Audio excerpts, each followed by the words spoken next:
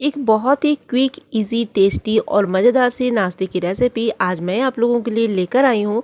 उम्मीद है आप लोगों को ये बहुत पसंद आएगी। फ्रेंड्स, एक बार ज़रूर ट्राई करें और अगर रेसिपी पसंद आए तो एक लाइक एक कमेंट करना ना भूलें। तो चलिए बनाते हैं इस टेस्टी से नाश्ते को। तो इस नाश्ते को बनाने के लिए यहाँ पर मैंने कुछ सब्जियाँ कट की है। एक बड़े साइज़ का प्याज, एक छोटे साइज़ का शिमला मिर्च, एक गाजर और थोड़ा सा पत्ता गोभी, सभी को छोटे स्क्वायर टुकड़ों में मैंने काट लिया है। अब गैस में एक पैन रखेंगे और 1 चम्मच ऑयल गरम करेंगे।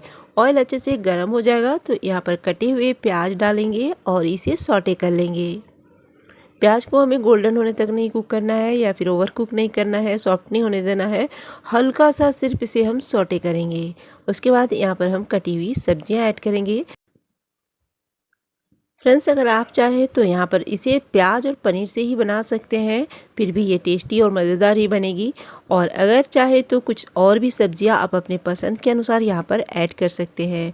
मेरे पास ये सब्जियाँ अवेलेबल थी तो मैंने यहाँ पर इसे यूज़ किया है और सब्जियों को मैंने ऐड कर लिया। अब अच्छे से मिक्स कर लेंगे। सब्जियों को भी 1 से 2 मिनट तक प्याज के साथ हम सौटे करेंगे। गैस का फ्लेम यहाँ पर बिल्कुल लो रखेंगे। अब यहाँ पर ऐड करेंगे हम 1 इंच ग्रेट किया हुआ अदरक और 4 से 5 बारीक कटी हुई हरी मिर्च। मिर्ची यानी कि तीखा आप अपने पसंद के अनुसार कम या ज़्यादा रख सकते हैं। अगर आप बच्चों के लिए बना रहे हैं तो यहाँ पर मिर्ची आप कम कर लें। सब्जियों को सिर्फ 1 से 2 मिनट तक ही हम सौटे करेंगे, ओवर कुक नहीं करेंगे। अब यहाँ पर कुछ सूखे मसाला ऐड करेंगे। तो आधी छोटी चम्मच गरम मसाला पाउडर, आधी छोटी चम्मच धनिया पाउडर, आधी छोटी चम्मच से थोड़ा कम यहाँ पर ऐड करेंगे काली मिर्च का पाउडर, आधी छोटी चम्मच लाल मिर्च का पाउडर, आधी छोटी चम्मच ऐड करेंगे चाट मसाला पाउडर। साथ ही स्वाद के अनुसार नमक ऐड करेंगे। तो 1 छोटी चम्मच नमक ऐड करेंगे। अब मसालों और सब्जियों को अच्छे से हम मिक्स कर लेंगे।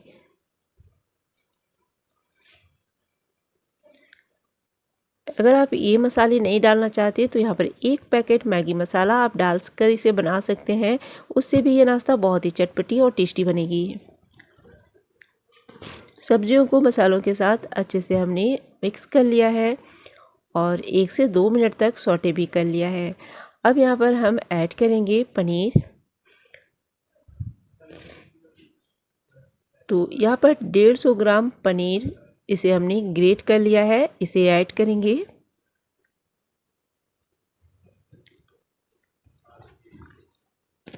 पनीर को सब्जियों के साथ अच्छे से हम मिक्स कर लेंगे। पनीर को सब्जियों के साथ अच्छे से मिक्स कर लेने के बाद गैस का फ्लेम यहाँ पर ऑफ कर लेंगे।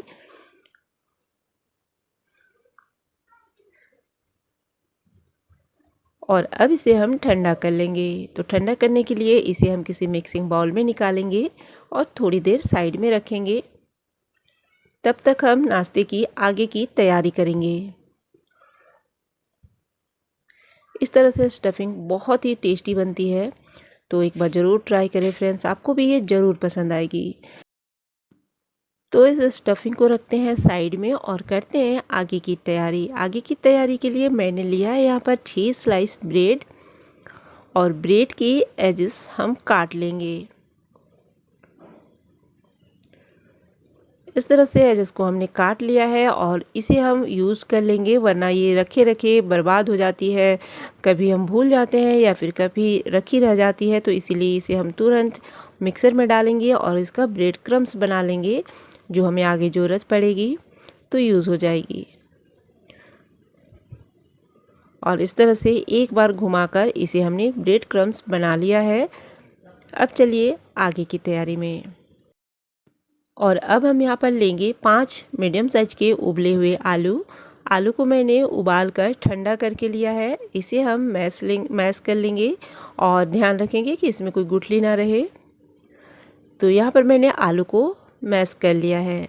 अब यहाँ पर हम वो ब्रेड ऐड करेंगे जिसके हमने एजेस काट लिए थे।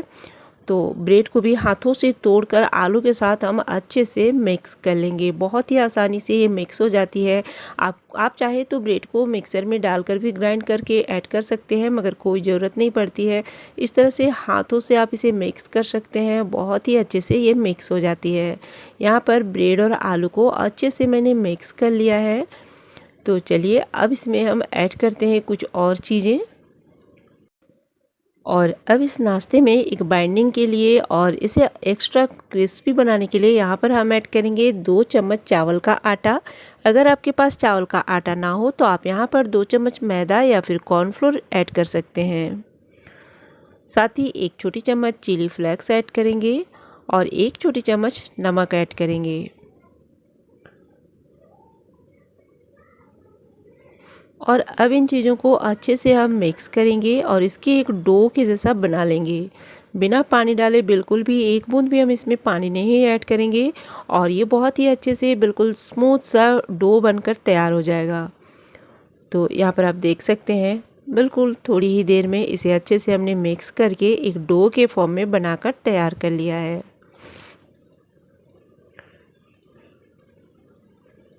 और अब इस आलू वाले डो को रखेंगे साइड में और यहाँ पर हम स्टफिंग को देखेंगे तो ये बिल्कुल ठंडा हो गया है और इस स्टफिंग से हम छोटे छोटे नींबू के साइज का बॉल्स बनाकर तैयार कर लेंगे, जिससे हमें नाश्ते को बनाने में आसानी होगी। एक बार में सभी बॉल्स हम बनाकर रख लेंगे।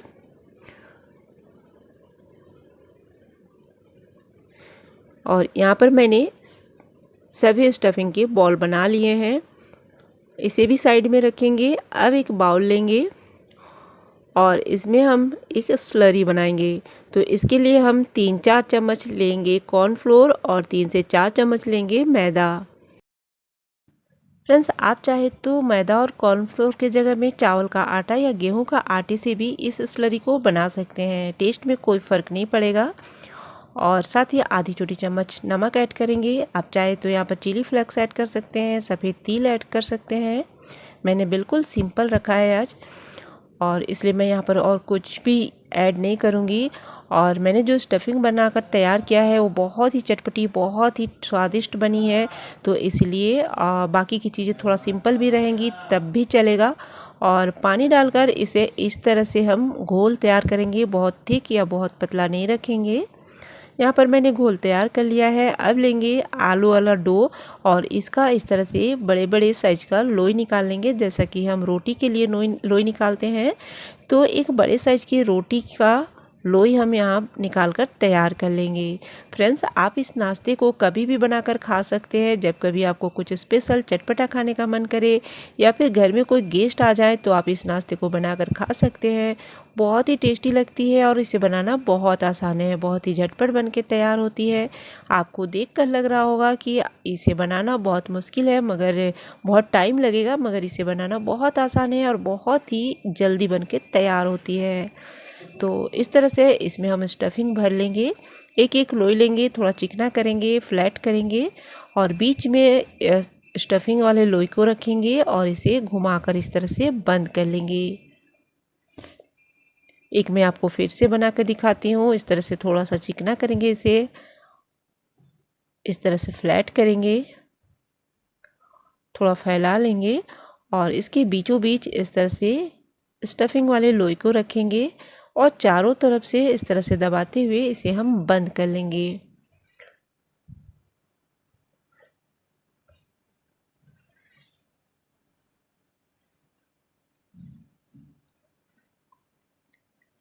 और इसी तरह से सभी को हम बनाकर तैयार कर लेंगे।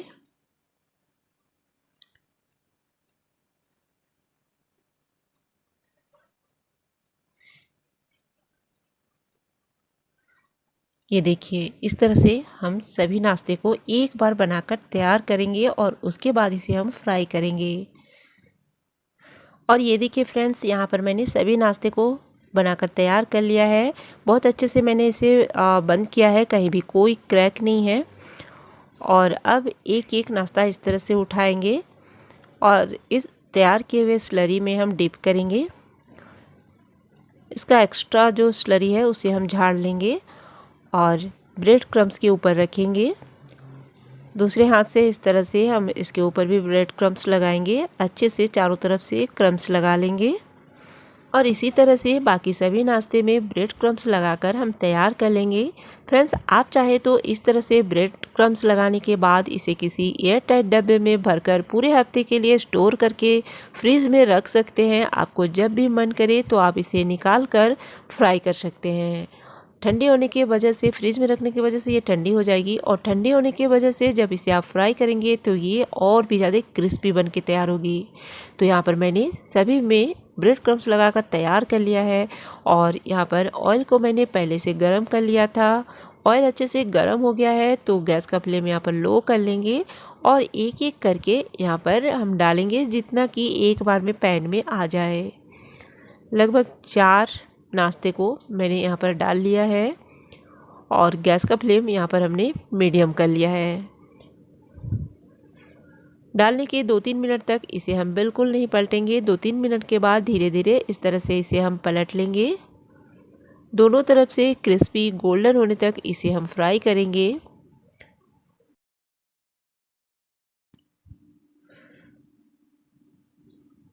दोनों तरफ से सिक जाने के बाद इसे हम निकाल लेंगे, और इसी तरह से सभी नाश्ते को हम फ्राई करके निकाल लेंगे।